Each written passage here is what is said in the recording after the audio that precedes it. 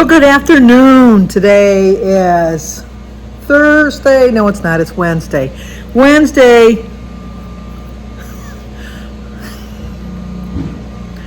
Well, hello. Today is Wednesday, July 17th. And we have one birthday. Today is Rosie Villa's birthday. So, Rosie, happy birthday to you. Happy birthday to you. Happy birthday, dear Rosie. Happy birthday to you. Cha-cha-cha. Well, it was a kind of a messed up beginning, but I hope you have a great birthday. I don't know if you can hear in the background is my generator going off. It goes off once a week just to keep it well oiled and that. I'm so bummed because this morning I had to get up to bring Kylie to the doctor's because Denise brought Mary downtown for her appointment downtown. And so I said I would bring Kylie for her appointment. She had a gynecologist appointment, so I brought her to that. And so when we got home, I had breakfast. I had some eggs and toast and a glass of milk. And then I was going to watch some videos, and so I watched Rosie. I watched Edie over at Edie's Adventures, and it was an hour and 41 minutes. I felt bad for you, Edie. I know what it's like. She was talking about her mom and her surgery and how things are going, and then she talked about her church. And I went through the same thing when our churches merged back when I lived in Clinton Township. And it's like, I agree with you. Just like close just the church right away, and then like rip the Band-Aid off, like you say. And I was one of those people like you, Edie, that I did everything, and I felt like they took me for granted. You're going to be lost without all that work. I know that, but you'll figure out something. I know you will. So I watched her, and then I watched Terry Weeks, and then I thought, I'm going to go outside and read. I finished my book yesterday. I started it yesterday, and I finished it yesterday. Back to the Book a Day book. But this one was good. It took some twists and turns that I wasn't expecting, but I liked it. So obviously I liked it. I finished the book in one day. So I was going to go outside and I was going to read. And just as I got out there, I have my windows. Look at it. I got my windows. I got my door open. Got the air turned off. I had to compromise and put the ceiling fan on for Jim because he's a little butterfly. No. Tulip? No. Daisy? He's like a little princess. He has to have his coolness or whatever. So I compromised by putting the ceiling fan on, but I'm in the back room anyhow, so it doesn't really make a difference. But I was going to go outside and start a new book. This one, my cousin Lynn had given me last time she was here. I forgot she gave it to me, and it's called West with Giraffes, which doesn't sound like something that I would normally read. But she swears by it, and I'm going to take her word for it. This one has, let's see how many pages. Oh, and it's smaller print, too. We'll see. Well, 356 pages. That's about what I have, usually. But this one is way different. It's an emotionally rousing novel inspired by an incredible truth story of two giraffes who made headlines and won the hearts of Depression-era America. Woodrow Wilson Nickel, age 105, feels his life is ebbing away. He's 105 and it's ebbing away then. But when he learns giraffes are going extinct, he finds himself recalling the unforgettable experience he cannot take to his grave. It's 1938, the Great Depression lingers, Hitler is threatening Europe, and world-weary Americans long for wonder. They find it in two giraffes who miraculously survive a hurricane while crossing the Atlantic. What follows is a 12-day road trip in a custom truck to deliver South California's first giraffes to the San Diego Zoo. Okay, and inspired by true events.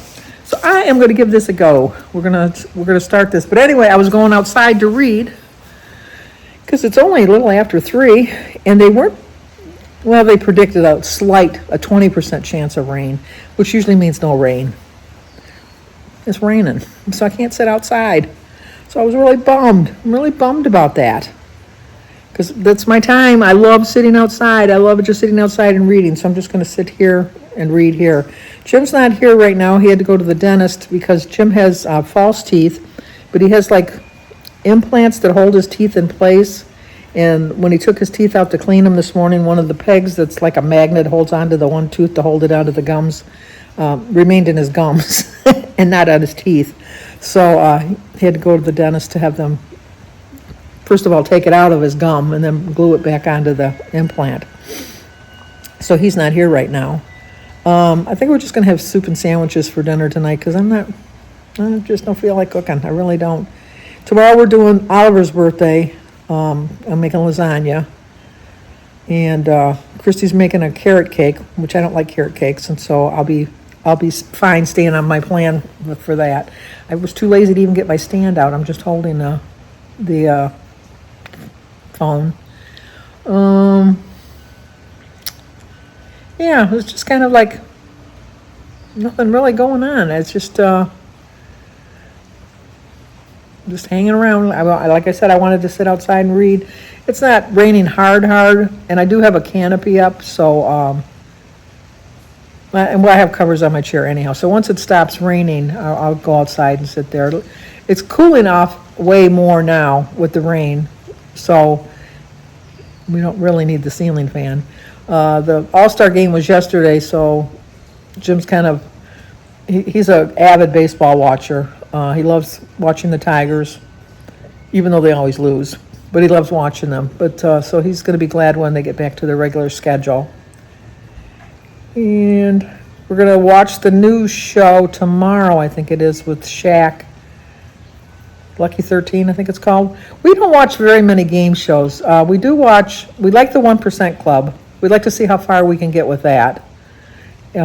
We get pretty far. We've never gotten every single one question right. But I don't think we've gotten but maybe one or two wrong. Not enough to get to the end, like if we were on the show. But we do pretty good at it. We like to keep our minds sharp, so we watch that. I do like Who Wants to Be a Millionaire, and I think they're starting a new season tonight. Of course, my big brother starts tonight. I always get aggravated at the entitled people that are there, but I do like watching the show. So I'm going to watch that, and I think MasterChef is on tonight too. I watch a little bit of the Republican convention just off and on. I'm not even when the Democratic convention comes on, I consider myself an independent, so I like to hear both sides, and so I like to hear what people say. But I just don't, I don't understand the point of conventions, I guess, because I think once you've nominated a person and that person gets on and tells you what their stand for their, like their particular party, what they're fighting for whatever, for what they want to give you for their next 4 years of the presidency. I don't understand why they have to stretch it out for 4 days. I just don't.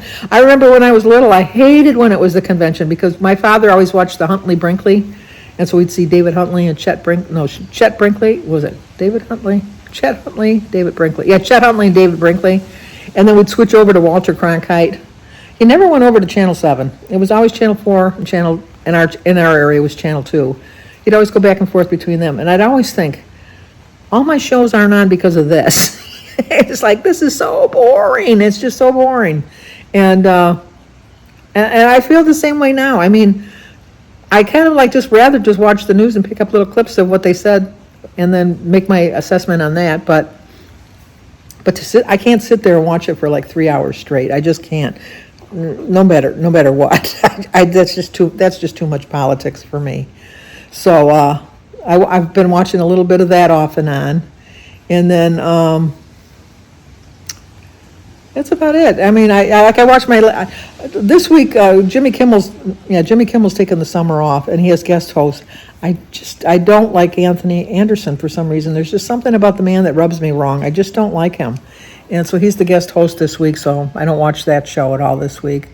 But I do watch Stephen Colbert, and I like to watch The Daily Show. And I liked it last night because him and Bill O'Reilly were on, and it was a friendly, spirited debate. And I like those kind of debates. Like, they're way opposite ends of the political party, and they were able to have an intelligent and not hate you kind of a conversation, which I do like. I really do like that, because it's just because, like, everybody can have their own choices on what they want to do and who they want to vote for. But I got to take this call. I'll be right back.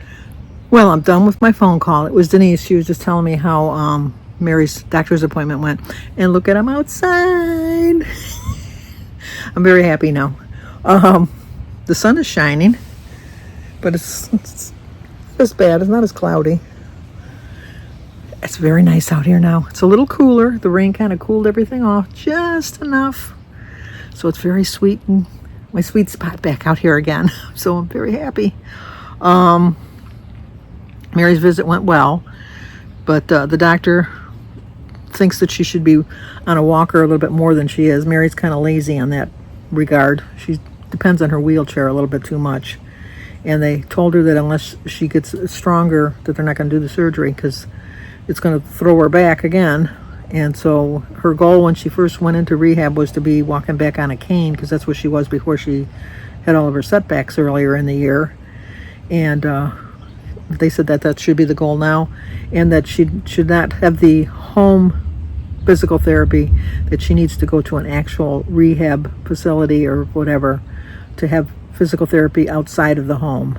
And her place where she lives is right next door to a major hospital, with a major hospital medical building. So I'm sure that there's some sort of physical therapy that she has a community bus that'll take her, that she can get over there to get her physical therapy in. And then she has to have a colonoscopy next Tuesday. So I told her to call Don's sister to have her bring her, because Danny's car broke down yesterday on his way home from work, and he has to get a whole new transmission. And he's looking for another car, and he doesn't want to rush into anything, so he's borrowing my car for a week or so while he looks for another car. And so I won't have a car to bring her, and there's no way she could get into Jim's truck. And Christy works, so she's going to have to figure that out. And then I told her when she has to go to the dentist next week that the community bus will take her. She just doesn't want to go through the effort. I love her, but she just doesn't want to put any effort in on her own part. She's now becoming wait on me type of person, and we're getting a little exasperated with her. I will do anything for my sister, don't get me wrong, but she has to try to do some stuff for herself. She can't depend on us for everything. She's only 66, so she's too young. I mean, granted, she has health issues. I understand that, and I know I sound like an ogre when I say it, but I don't think we're doing her any favors by kowtowing to her. My sister Sue was in renal failure, and she had to go for, what is it called when you get the, can't think of it, you know, when you go and get your blood streamed and that, dialysis. When she had to go for dialysis and that, she made every effort to figure out a way to get there, whether it was she called like a community bus, or she called and made arrangements with some people. Oh, it's starting to thunder now. It better not rain again, because I'm happy here. I'm happy out here. Even though I have a canopy, it's still, with the way of the wind blows the rain, I still get wet. But anyway, my sister Sue, she had lots of issues in that, and she was very independent, as much as she took care of herself as much as she could, and very, very rarely asked for help. And so when she asked for help, you knew that it was like a last resort. Mary's just gotten to the point that you're her first choice, and she needs to do more for herself. She really does. Being said, like I said, I love her and I'll do anything for her, but sometimes I think that you can do too much for people, and then they don't. She does appreciate it. I don't mean it to sound like she doesn't appreciate it, because she does appreciate it, but I think it's just the fact. Oh no. I'm just noticing we had really bad wind the other day with the storm, and this one chair that I have out here, it's like a beach chair. It's blown over to the side. Our garbage can with the garbage in it was tipped over. There was somebody's umbrella from their yard on somebody's roof. I didn't even hear any of that stuff, but it wasn't like a tornado or anything. It was just really windy. But anyway, like back to Mary, it's just she needs to get stronger, and she needs to be depending on herself a little bit more, was my thought. And we have a new, which I've talked to some of my neighbors, we're not happy with. We have a new garbage service that comes out. We started when we moved here, we had a company called Waste Management, which we really liked. We had no problem with it. But then they lost their contract to GFL, which is Green for Life. They were a step down. they were okay, but they were a step down. So now we have a new garbage service that just started this week called Priority Disposal, I think it's called, or Priority One. I know it's Priority something. If yesterday was any judge of it, no, I don't like it. The other two carriers had actual people that got off and took your can and brought it to the thing and clasped it onto the little arm, and the arm would, dip it into the garbage truck and then dump it and then go. This is just a one-man truck, and he's got the big old basket in the front of it where he picks up the garbage and dumps it into his thing. But if he doesn't do it completely right, then he misses and the garbage goes all over the street. And across the street from us, they had some glass in theirs, it went all over the street, and then he ran over it and broke all the glass onto the street, so there's broken glass. A lot of the houses that he missed the thing, and the garbage landed in the street, so now there's garbage blowing around in the street. And then they picked up our garbage. You have to have it out by 6 in the morning. And they picked up our garbage probably about 4. And then they picked up our recycling about 8. And then the compost, I have no idea what they picked up, because when we got up this morning it was emptied, but I have no idea what time they came and did that. So we're not happy with this service. It's the same price what we pay, but it's still,